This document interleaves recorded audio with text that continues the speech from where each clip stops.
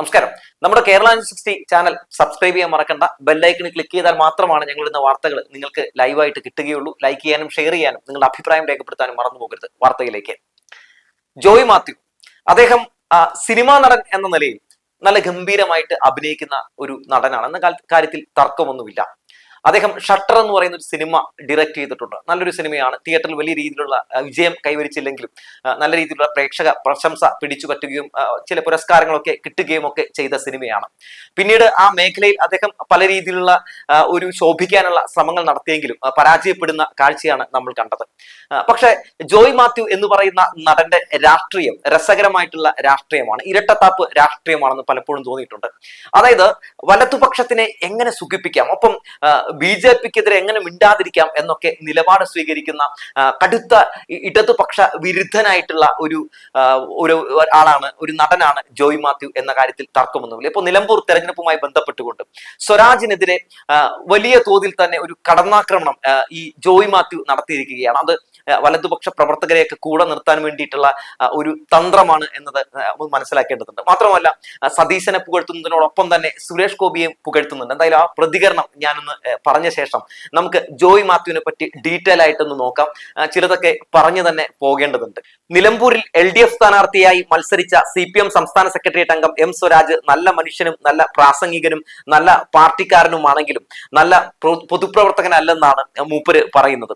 മാത്രവുമല്ല ഏത് പൊതുപ്രവർത്തനത്തിലാണ് സ്വരാജ് നിലപാട് എടുത്തിട്ടുള്ളത്?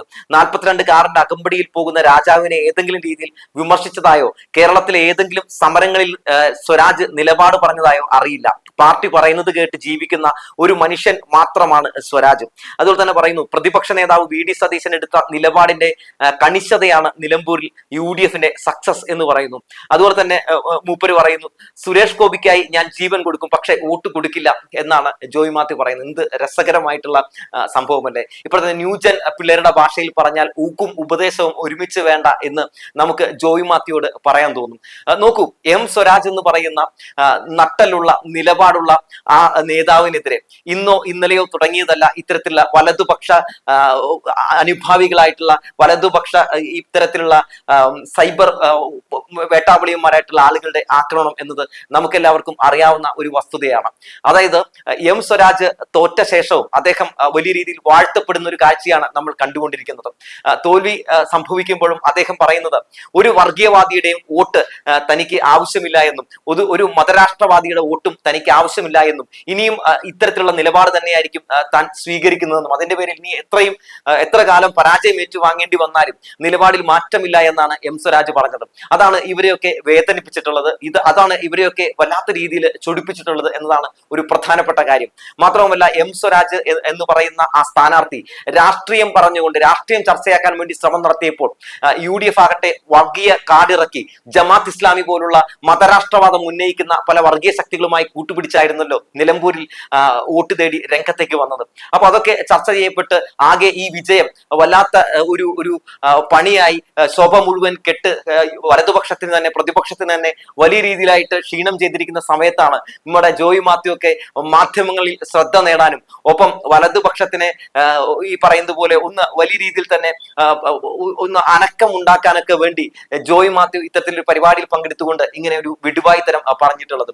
നമുക്ക് ജോയ് മാത്യുവിനെ കുറിച്ച് കുറച്ച് കൂടുതലായിട്ട് ചില കാര്യങ്ങളൊക്കെ പറയുന്നതിന് മുമ്പ് സ്വരാജ് എന്ന് പറയുന്ന പൊതുപ്രവർത്തകന്റെ ക്വാളിറ്റി എത്രത്തോളമാണ് എന്ന് നമുക്ക് ജോയ് മാത്യുവിനെ ഒന്ന് മനസ്സിലാക്കി കൊടുക്കേണ്ടതുണ്ട്. M സ്വരാജ് എന്ന് ചുമ്മാ യൂട്യൂബിൽ അടിച്ചിട്ടുണ്ടെങ്കിൽ M സ്വരാജ് പങ്കെടുത്തിട്ടുള്ള സമരങ്ങളും ഒപ്പം അദ്ദേഹത്തിന്റെ നിലപാടുകളും ഒക്കെ എന്തായാലും മൂപ്പർക്ക് മനസ്സിലാക്കാവുന്നതേ ഉള്ളൂ. ഈ നാടിനെ സംബന്ധിക്കുന്ന എല്ലാ വിഷയങ്ങളിലും അത് പൗരത്വ ഭേദഗതി നിയമമാകട്ടെ അല്ലെങ്കിൽ കേന്ദ്ര സർക്കാരിന്റെ പല രീതിയിലുള്ള ജനദ്രോഹ നയങ്ങളാകട്ടെ അതിനെതിരെയൊക്കെ അതിശക്തമായ നിലപാട് സ്വീകരിച്ചിട്ടുള്ള സംഘപരിവാറിനെതിരെ വർഗീയ ശക്തികൾക്കെതിരെ നിലപാട് സ്വീകരിച്ചിട്ടുള്ള അതിനെതിരെ പല രീതിയിലുള്ള അതിശക്തമായ സമരങ്ങൾ നയിച്ചിട്ടുള്ള ഒരു വ്യക്തിയാണ് M സ്വരാജ് എന്ന് പറയുന്നത്. എന്തായാലും അതൊക്കെ ഒരുപക്ഷെ ജോയ് മാത്യുവിനോട് പറഞ്ഞാൽ മനസ്സിലാകാൻ യാതൊരു സാധ്യതയും ഉണ്ടാകില്ല എന്നൊരു പ്രധാനപ്പെട്ട കാര്യമാണ്. മറ്റൊരു പ്രധാനപ്പെട്ട കാര്യം സതീശനെ പുകഴ്ത്തുകയാണ്. സത്യത്തിൽ അവിടെ എന്താണ് സംഭവിച്ചത്? നിലമ്പൂരിലെ ഒരു വിജയം എന്ന് പറയാൻ പറ്റുമോ? ഇല്ലല്ലോ. വർഗീയ ശക്തികളുടെ എല്ലാം കൂട്ടുപിടിച്ചുകൊണ്ട് ഷൗക്കത്തിനെ ജയിപ്പിക്കുന്ന ഒരു സാഹചര്യം ഉണ്ടായി. അവരുടെ കോട്ട തന്നെയാണ് അത് എന്നുള്ളത് ഒരു പ്രധാനപ്പെട്ട കാര്യമാണ്. UDFന്റെ ഒരു കോട്ട UDF തന്നെ പിടിച്ചടക്കുമ്പോൾ എങ്ങനെയാണ് അവിടെ അതൊരു മഹാവിജയം എന്ന് പറയാൻ കഴിയുക? കഴിഞ്ഞ തവണയെ എംപിയിലേക്ക് ഉണ്ടായതിന്റെ അത്രയും ഒരു വോട്ട് വർദ്ധിപ്പിക്കാൻ ആര്യടൻ ഷൗക്കത്തിന് സാധിച്ചു എന്ന് ചോദിച്ചാൽ ഇല്ല എന്നുള്ളത് ഒരു പച്ചയായിട്ടുള്ള വസ്തുതയാണല്ലോ. മാത്രവുമല്ല, എം സ്വരാജ് എന്ന് പറയുന്ന വ്യക്തി അവിടെ മത്സരിക്കാൻ ഇറങ്ങിയപ്പോൾ നല്ല രീതിയിൽ വോട്ടിംഗ് ശതമാനം വർദ്ധിച്ചു എന്നതും നമ്മൾ അവിടെ കാണേണ്ട വസ്തുതയാണ്. അപ്പോ വസ്തുതകളെല്ലാം മറച്ചു വെച്ചുകൊണ്ട് നമ്മുടെ ജോയ് മാത്യു അഭിനയിച്ച് പൊലിപ്പിക്കുകയാണെന്ന് പറയാതെ വയ്യ. മാത്രവുമല്ല, സുരേഷ് ഗോപിയെ പുകഴ്ത്തുന്ന നമ്മുടെ ജോയ് മാത്യു താൻ വോട്ട് കൊടുക്കില്ല എന്ന് പറയുന്നിടത്താണ് സത്യത്തിൽ നമുക്ക് പൊട്ടിച്ചിരി വന്നു പോകുന്നത്. എന്തായാലും നമ്മുടെ ഈ മൂപ്പരുടെ ചില പ്രതികരണങ്ങളൊക്കെ നമുക്ക് നോക്കാം. അതായത് ജോയ് മാത്യു എന്ന് പറയുന്ന വ്യക്തി സിനിമാ മേഖലയുമായി ബന്ധപ്പെട്ട് ഉടലെടുത്തിട്ടുള്ള ഏത് വിഷയത്തിലാണ് പ്രതികരണം രേഖപ്പെടുത്തിയിട്ടുള്ളത്? ഇദ്ദേഹത്തിന്റെ നട്ടല് നമുക്കൊന്ന് അളന്നു നോക്കാം.